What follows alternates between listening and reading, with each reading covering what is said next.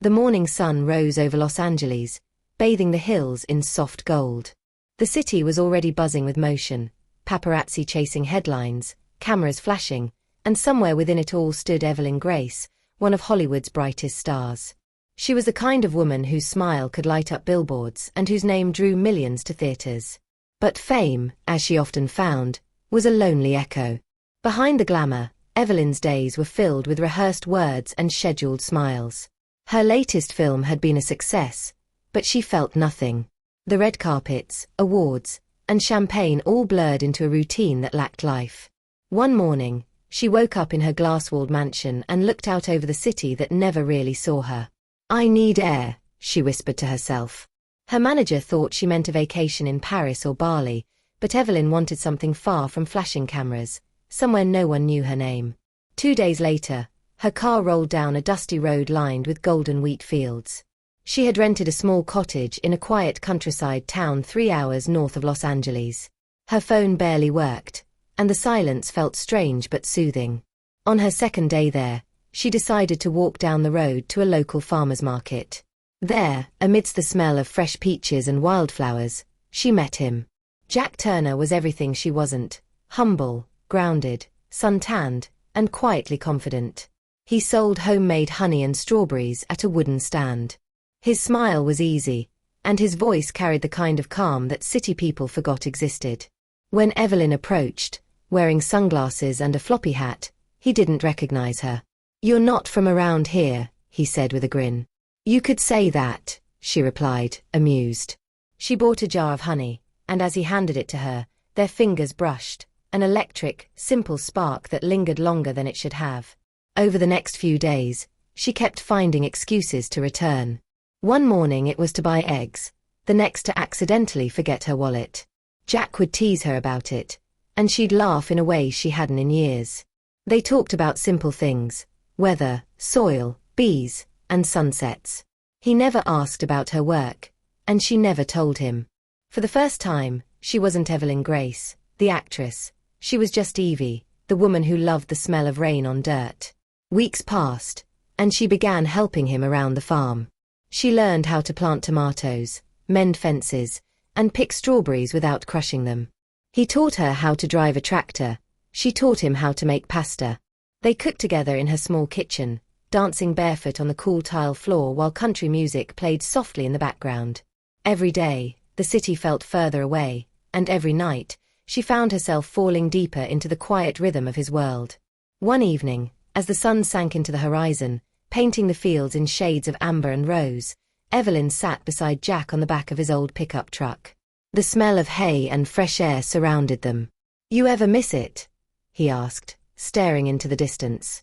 "Miss what?" she said softly. "Whatever life you had before." She looked down at her hands. "Sometimes. But I think I'm finding something better here." He smiled and looked at her, his eyes reflecting the fading light. "You're not running from something, are you?" She thought about the flashing lights, the endless noise, and the hollow praise. "Maybe," she admitted. "Or maybe I'm finally running toward something." It wasn't long before the truth began to knock on her door.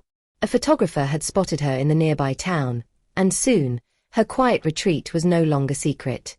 One morning, Jack found her sitting on the porch, tears in her eyes, her phone buzzing with missed calls. "They know I'm here," she whispered. He sat beside her, his hand finding hers. "So what do you want to do?" She looked at him, this man with dirt on his jeans and honesty in his eyes, and said, "I don't know." The following week was chaos. Reporters camped outside the farm. Headlines read, "Hollywood star hides out with mystery farmer." Evelyn's manager begged her to return to the city. "You can't stay there," he said over the phone. "It's bad for your image." She looked at Jack working in the field and felt something deep and certain settle in her chest.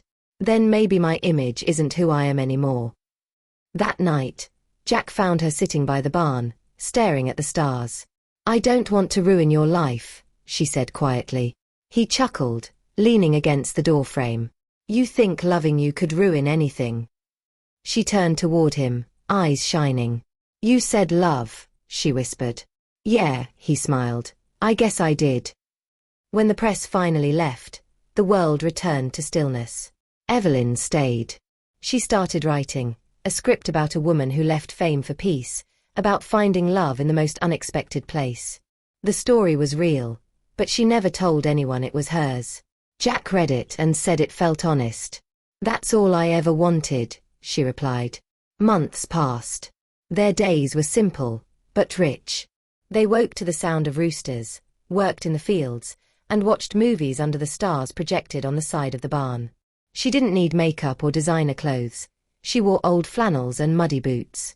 Jack called her city girl, though by now, she was more country than she'd ever admit. Sometimes she missed acting, not the fame, but the art of storytelling. Jack encouraged her to act again, but differently this time, on her own terms. Eventually, she did. With Jack's support, Evelyn returned to Hollywood to produce her own film. It was small and personal, shot on a shoestring budget, filmed partly on Jack's farm. She called it The Golden Field. When it premiered, critics called it her best work, raw, emotional, and real. In interviews, she spoke not about fame, but about truth. Sometimes, she said, we find ourselves when we stop pretending to be someone else. After the premiere, she returned home to the farm, to Jack.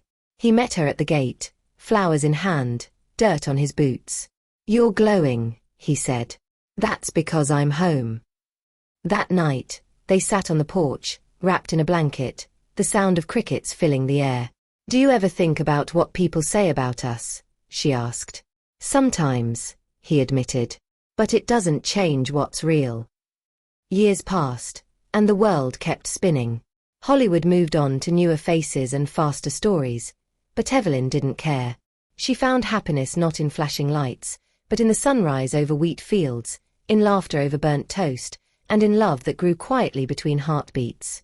The tabloids called her the actress who disappeared, but those who saw her walking hand in hand with Jack in town knew better.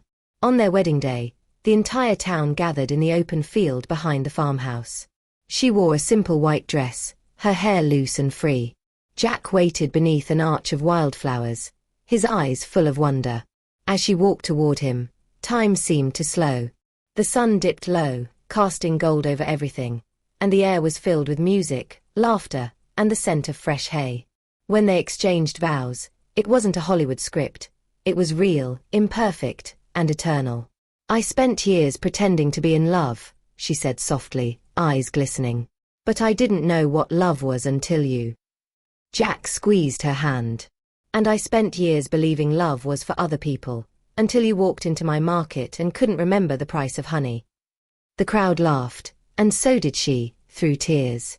When they kissed, the wind picked up, carrying petals across the fields.